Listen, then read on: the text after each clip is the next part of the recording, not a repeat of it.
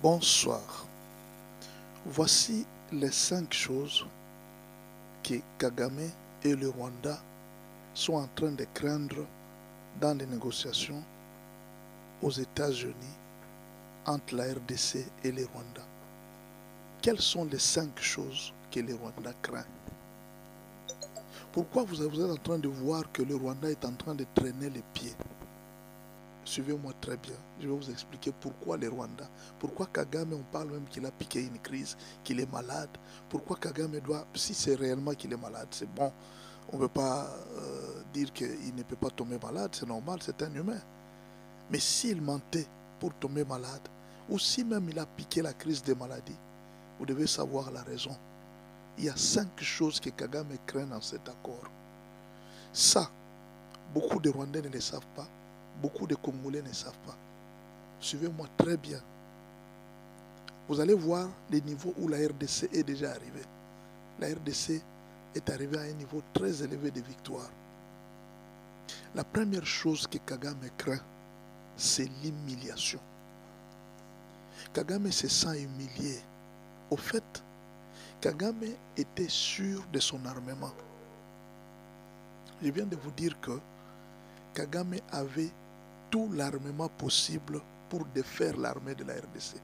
Parce que, il connaissait la force de l'armée de la RDC, il connaissait le nombre de généraux, il connaissait le nombre d'armes.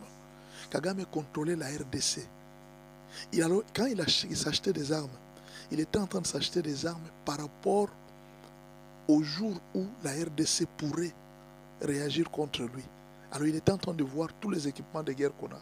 Il avait déjà préparé tout ce qui pouvait détruire l'armement de la RDC, même dans moins d'une semaine. Il connaissait toutes les bases de la RDC. Mais alors, quand Kagame était en train de parler de la guerre contre la RDC, il savait que la RDC ne pourrait rien faire parce qu'il connaissait la limite de la RDC. Voilà pourquoi, pour lui, il rassurait à tous les Rwandais que nous sommes l'armée la plus forte. Ces gens doivent nous craindre parce que nous sommes les héros. Cette idée-là, cette chose est restée dans la tête des Rwandais pendant 30 ans. Il s'est moqué des Congolais pour dire que ce sont des gens qui sont des peureux. Ils ne peuvent pas tenir une guerre même pendant une semaine. Mais alors, il a négligé la guerre diplomatique. Et aujourd'hui que le Rwandais voit Kagame en train d'aller signer la paix avec Félix Tshisekedi, sans qu'il ait utilisé son armée à lui pour faire les dégâts qu'il promettait en RDC, quelque part ça l'humilie. Il se sent humilié. Qu'est-ce qu'il va dire aux Rwandais, lui qui était le héros, lui qui était l'homme fort? Il va expliquer quoi aux Rwandais? Que Tshisekedi m'a gagné? Lui qui a traité Tshisekedi d'idiot, il va dire aux Rwandais que Tshisekedi m'a gagné? Il ne peut pas dire ça. Il ne peut pas supporter se tenir devant les Rwandais pour leur dire que j'ai signé la paix avec Tshisekedi. Il va chercher à déformer l'information, même s'il a signé réellement. Ça, c'est la première chose. Les Rwandais se sentent humiliés par rapport à ce qu'ils avaient, l'idée qu'ils avaient.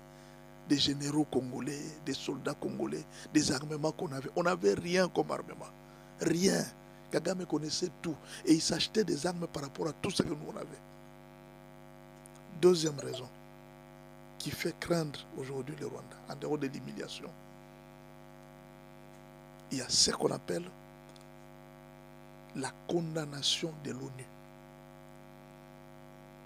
Au fait, en allant signer avec les États-Unis, les Américains ont obligé Kagame indirectement à reconnaître ce que beaucoup de Congolais ne voient pas.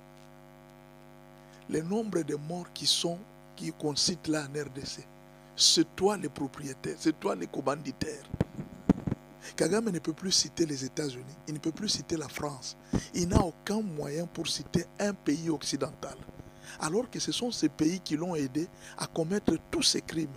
Maintenant, quand il va signer ces deals-là, le monde entier va dire que c'est lui qui était le responsable. Au fait, on est en train de dire à Kagame, accepte que c'est toi le responsable de 15 millions de morts. Et ça, beaucoup de Congolais ne voient pas.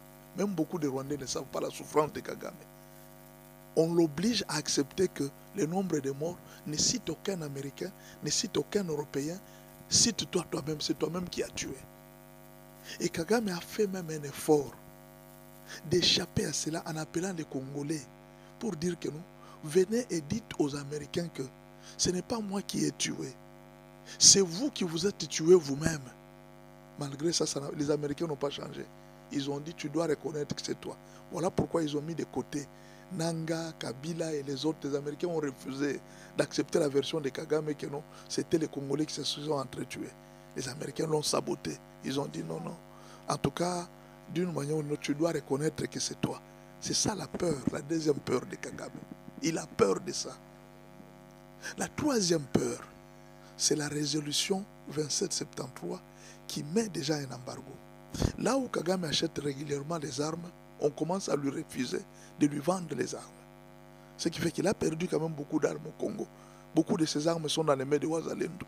Chaque fois que les Ouazalendo tuaient les Rwandais, ils récupéraient leurs armes. Ce qui fait que les Ouazalendo ont beaucoup d'armes.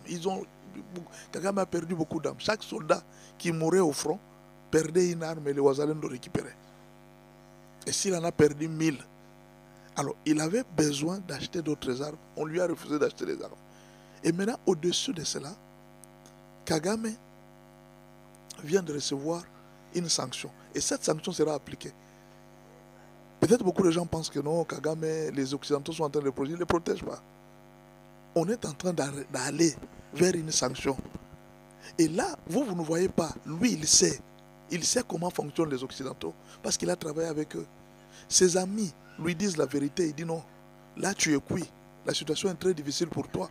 On ne nous écoute plus. Tout ce qu'on dit de toi, personne ne te croit. C'est ce que tu as déjà détruit. C'est très difficile maintenant de changer. Tu dois accepter. Mais accepter quoi? Il devrait même citer que ce sont les Français qui m'ont envoyé.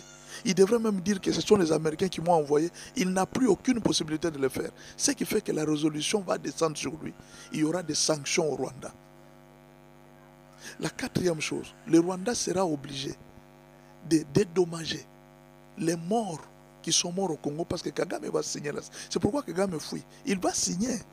Il sera obligé de signer et reconnaître que les 15 millions de morts, c'est lui. Mais alors, à ce cas-là, Kagame devra dédommager les victimes.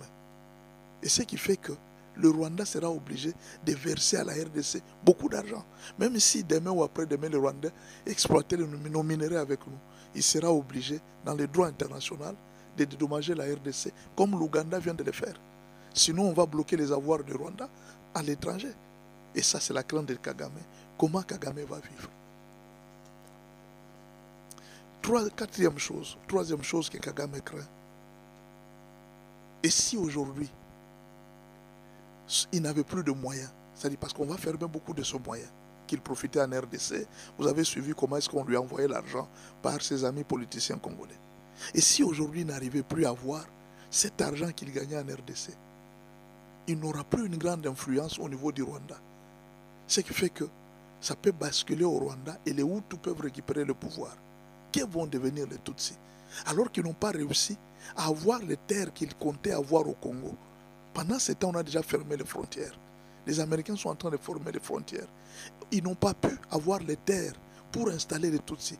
Maintenant, que vont devenir les Tutsis si un jour les Hutus arrivaient à prendre le pouvoir? Mettez-vous à la place. Une personne comme ça ne peut pas faire une crise. Est-ce qu'il ne veut pas faire une crise?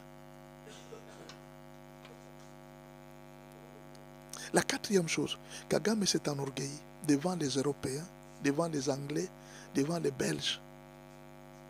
Il leur a dit aller en enfer. Ces gens n'ont pas répondu. Ils n'ont rien dit par rapport à la phrase qu'il a prononcée. Si les Occidentaux ne te répondent pas, c'est-à-dire ils ont décidé ton départ, et rien n'empêche qu'ils soient même empoisonnés en Occident. C'est-à-dire ces gens ont déjà décidé de ton départ. Rien n'empêche que sa maladie-là, il a été empoisonné en Occident. Rien n'empêche. Parce qu'il leur a dit ouvertement, allez en enfer. Toi, notre pion, tu nous dis ça. Les Occidentaux sont très rancuniers. Ils sont très orgueilleux, ils ne supportent pas que les Noirs montent sur eux. Et Kagame a senti qu'il a perdu la notoriété qu'il avait. Maintenant, quand il va aller signer, il va perdre tout ça. Même au niveau des États-Unis, on va reconnaître les héros qu'il était. Ça sera les criminels. Et Kagame va perdre son honneur aux États-Unis, en Amérique. Voilà ce qui peut faire sa maladie. Et même quand on dit que Kagame est mort, cette situation que je viens de vous décrire là, c'est déjà une mort pour lui. il ne peut pas supporter